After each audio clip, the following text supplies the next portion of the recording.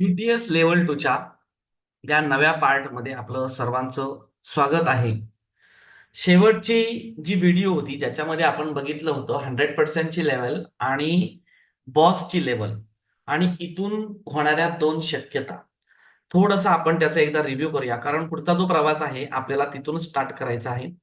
यामध्ये आपण प्रामुख्याने काय बघितलेलं होतं, तर प्राइज मध्ये जो गॉड सेटअप आहे हा फार इम्पॉर्टंट आहे. त्याच्याशिवाय आपला रिसर्चला सुरुवात होऊ शकत नाही. याच्यावरती जेव्हा तुम्ही आडवी लाईन मारता, हॉरिझॉन्टल लाईन मारता, तेव्हा ती असते आपली 100%ची लेवल.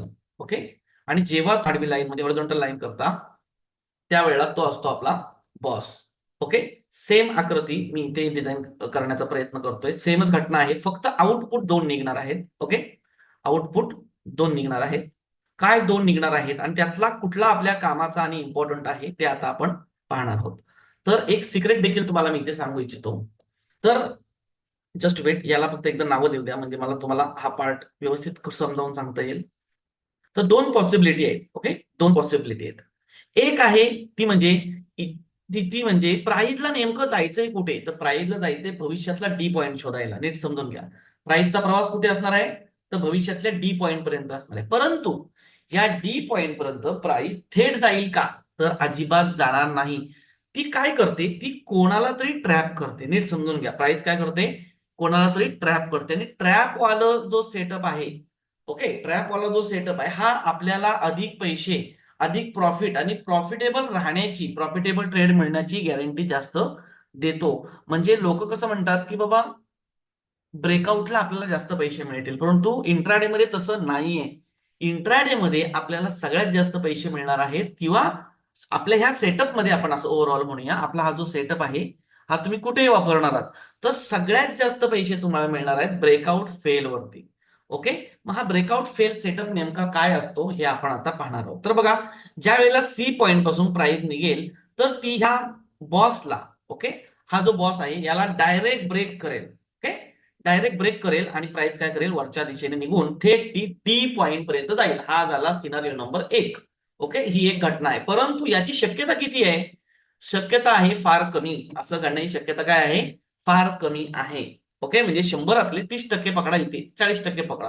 परंतु दुसरा जो सिनारिओ आहे तो असं सांगतो की प्राइस ज्या वेळेला डी पॉइंटकडे जायला निघेल त्यावेळेला तिला सगळ्यात पहिला अडथळा इथे येईल. ओके. सगळ्यात पहिला काही तिला अडथळा येईल, तिला एक रेजिस्टन्सला फेस करावं लागेल. ओके. रेजिस्टन्स तिला काय करावं लागेल, फेस करावं लागेल. आणि मग कसं फेस करावं लागेल ते इम्पॉर्टंट आहे. जो हा हाय पॉइंट आहे, प्राइस याच्या वर निघून जाते.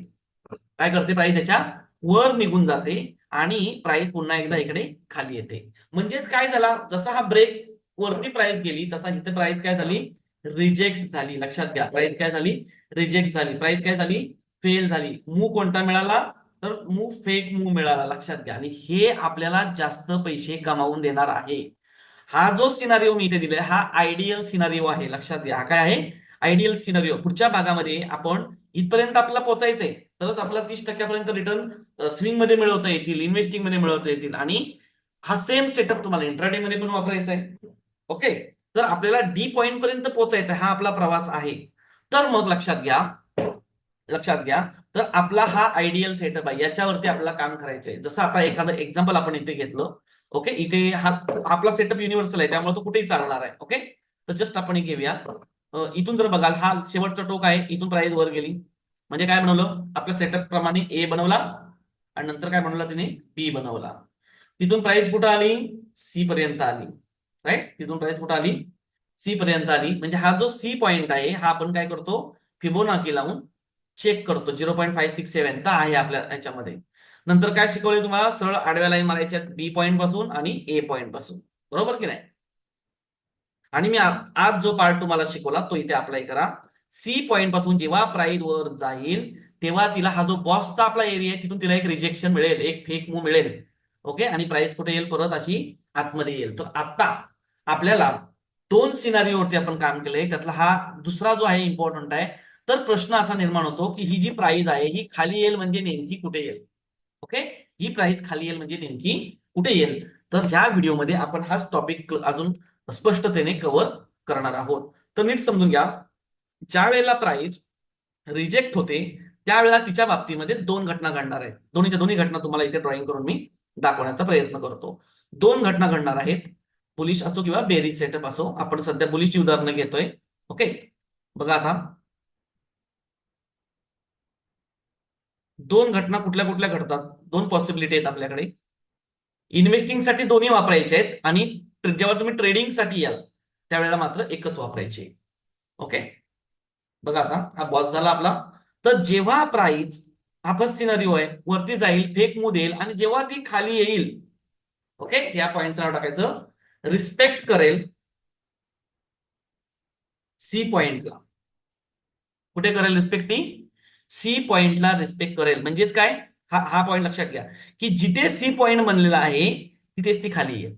जसं तुम्ही एक्झाम्पल साठी डेली टाइम फ्रेम वरती मार्क्सनला जाऊन बघा, सेम घटना घडलेली आहे. ओके, दुसरी घटना आपल्याकडे अशी आहे, म्हणजे इथून आपल्याला एंट्री करायची आहे. हा आपला काय झाला, एंट्री पॉइंट झाला. सी पॉइंट जो आहे तो आपला एंट्री पॉइंट झाला. म्हणजे काय होईल, जेव्हा प्राइस सी पॉइंट पासून बाउन्स बॅक घेईल तेव्हा ती सरळ एक्स लाईन मध्ये वरती जाईल. हा नंतरचा प्रश्न आहे आपला. दुसरा सिनियर आपण बघूया की जेव्हा प्राइस, सेम घटना आहे, वरती जाईल, फेक ब्रेकआउट देईल, फेक मुवमेंट देईल आणि सरळ ती खाली येईल. तर मग खाली कुठपर्यंत येईल? जर सी पॉइंटच्या पण ती खाली आली तर कुठपर्यंत येईल? तर तुम्हाला लावायची आहे ए पॉइंट टू बी पॉइंट पर्यंत फिबोनाची इकडे सरळ खेचा आणि जी तुम्हाला मी सेटिंग सांगितले 71 आणि 79, ओके, याचा बँड जो आहे तो आखायचा आहे. ओके, याला मी थोडंसं वरती घेतो. ओके, सी ला, म्हणजे तुम्हाला ते स्पष्टपणे कळेल. तर हा 71 79च्या बँड वरती प्राइस आली. ओके, 71 79च्या बँड वरती. हे दोन्हीच्या दोन्ही गोष्टी इन्व्हेस्टिंग मध्ये वापरायच्या, स्विंग ट्रेडिंग. तर हा झोन लक्षात घ्या, 0.71 आणि 0.79चा एक बँड तयार करायचा आहे. त्याच्यामध्ये जशी प्राइस टच करेल आपण त्याच्यामध्ये एंट्री करू शकता. आणि मग भविष्यामध्ये हाला बॉटम फिशिंग आपण म्हणतो. ही प्राइस काय होईल, सरळ वरती निघून जाईल. म्हणजे वरती म्हणजे कुठे, डी पॉइंटकडे जाईल. म्हणजे हा काय झाला तुमचा, परत एक एंट्री पॉइंट झाला. ओके, हा तुमचा एंट्री पॉइंट झालेला आहे. याच्या बेसवरती तुम्ही एंट्री करू शकतात. ओके, याचं जर एक्झाम्पल घ्यायचंय तर हिंदुजा ग्लोबल सर्व्हिसेस, ओके, याच्यावर जर तुम्ही गेलात, आता लेटेस्ट सिग्नल गेलेला होता, तो असाच बॉटमला इकडे खाली आला होता पडून आणि एंट्री करून आम्ही 2-3 दिवसात त्याच्यामध्ये 22-23% कमवलेले होते. ओके, तर आपण काय करूया, जस्ट दोन्हीचे दोन्ही एक्झाम्पल्स जाऊन बघूया. पहिला आपण मार्क्सन्स मध्ये जाऊया, डेली टाइम फ्रेम घेऊया. आता हीच गोष्ट इंट्राडे मध्ये कशी वापरायची हे मी तुम्हाला सांगणार आहे, परंतु पहिल्यांदा आपण हा टॉपिक क्लिअर करू. हा बघा, मार्क्सन्स मध्ये बघा, A to B, B to C हा 0.56 आहे. बघा एक्झॅक्ट त्याला बॉसला टच, आपला सॉरी सी पॉईंटला रिस्पेक्ट केलं आणि प्राइस बघा कुठे गेली निघून. ओके, तर हा महत्वाचा पार्ट आहे. आणि दुसरं तुम्हाला मी सांगितलं होतं जस्ट आता नाव हिंदुजा ग्लोबल सर्व्हिसेस. बघूया आपण तेच आहे का. हा हा बघा, सोल्युशन, सॉरी, त्याच्यामध्ये बघा प्राइस कुठं आली, खाली आली. या हा जो आपला सी पॉईंट आहे याच्या खाली आलेली आहे. एक्झॅक्ट त्याने 100% टच केली आणि बघा मस्त कशी मोमेंटम दिली ती. ओके, तर हे दोन सिनारिओ आहेत. आता तुम्ही म्हणाल मग दोन पैकी एंट्री कुठे करायची, तर 50% क्वांटिटी 0 पॉईंट याला टच करायची आणि 50% तुम्ही 71 79च्या बँड मध्ये एक्झिक्यूट करू शकता. ओके, आणि जर तुम्हाला फ्रेश मध्ये 0.71 79च्या बँड मध्ये मिळेल तर तुम्ही 100% क्वांटिटी एक्झिक्यूट देखील करू शकता. ओके, तर अशा प्रकारे हे दोन सिनारिओ आहेत. आता आपण सेम घटना बघूया की हा सेटअप इंट्राडे मध्ये कशा प्रकारे आपण वापरतो. ओके, सेम सेटअप आपण इंट्राडे मध्ये कसा वापरायचा. आता मग आपण त्यासाठी काय करूया, लेटेस्ट जो आपला ट्रेड होता कोफोर्ज मध्ये, आपला लेटेस्ट ट्रेड चालू आहे. ओके, तर कोफोर्ज मध्ये जाऊया आपण आणि सेम घटना जी आहे ती आपण याच्यामध्ये पाहूया. कोफोर्ज मध्ये बघा, आपण सरळ सरळ एक रॅली आलेली आहे. हा बघा सेटअप. ओके, तर इंट्राडेला आपण एंट्री कुठे करतो, सेम सेटअप आहे, वेगळं काही नाही. फक्त इंट्राडे मध्ये विषय काय आहे, एंट्री पॉईंट जे आपण स्विंग मध्ये दोन वापरतोय की नाही, याच्यामध्ये फक्त एकच वापरायचं, बस एवढाच फरक आहे. म्हणजे एक कुठला वापरायचा आहे, तर सरळ सरळ कुठलीही time frame, 1 minute, 3 minute, 5 minute, 15 minute, कुठली ए टू बी सरळ आपल्याला हे खेचायचंय. इकडे उजवीकडे किती खेचा आणि जशी प्राइस 71 आणि 79च्या बँडला येईल तुम्ही एंट्री करायची, बस. 71 79च्या बँडला जशी प्राइस येईल तसं तुम्ही काय करायचे, एंट्री करायची आहे. ओके, म्हणजे तुमची प्रॉफिटेबल ट्रेड जो आहे याच्यामध्ये, ओके, याच्यामध्ये तुमची एंट्री झाली 71 79च्या बँडमध्ये, तर तुम्हाला आतापर्यंत बघा किती टक्के मिळाले असते, 2 दिवसामध्येच जवळजवळ 3.5%. ओके, आता नेक्स्ट जे सेशन असेल त्याच्यामध्ये आपण बघणार की डी पॉईंट नेमका कुठे बनतो. ओके, हा वेगळा पार्ट आहे. डी पॉईंट कुठे बनतो हा वेगळा पार्ट आहे. पण सध्या तुम्हाला मी इंट्राडे हा सेटअप कसा वापरला जातो, जसं कालच मी हिंद कॉपर मध्ये प्रॉफिट बुक केलेलं होतं. आपण बघूया 5 मिनिटला आपल्याला दिसेल, हा बघा सेमच ट्रेड आहे. असे अनेक उदाहरणं आपल्या ग्रुपवरती दिलेली आहेत आणि दररोज आता येतील टीम बनवल्याच्या नंतर बघा. ओके, तर हे जे काय आहे, ओके, हे जे काय आहे हे तुम्हाला येणं गरजेचं आहे.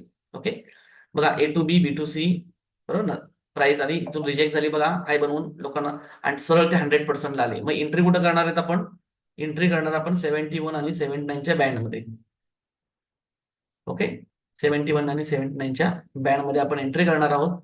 मग काल मी याच्यामध्ये 600 क्वांटिटीज घेतल्या होत्या माझ्या लेटेस्ट ट्रेडिंगमध्ये. बघा एका दिवसात किती मिळाले? जवळजवळ 3.5% रिटर्न मिळाले. ओके, तर इंट्राडे मध्ये देखील तुम्ही हा सेटअप वापरतात. आता नेक्स्ट सेशनमध्ये आपण बघूया की नेमकं टार्गेट कसं काढायचं. मग ते टार्गेट असू द्या स्विंगचं किंवा इंट्राडेचं. ओके, तर नेक्स्ट व्हिडिओमध्ये आपण हा टॉपिक क्लिअर करणार आहोत. थँक्यू.